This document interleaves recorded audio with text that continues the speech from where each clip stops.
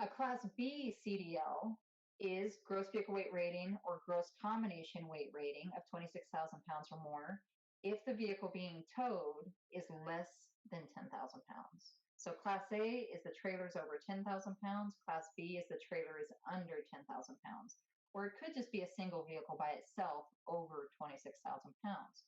So if we look at that and we look at the examples of that, it school bus, any kind of bus like that is going to potentially require a Class B CDL if they're not pulling a trailer, or if the trailer that they are pulling is under 10,000 pounds.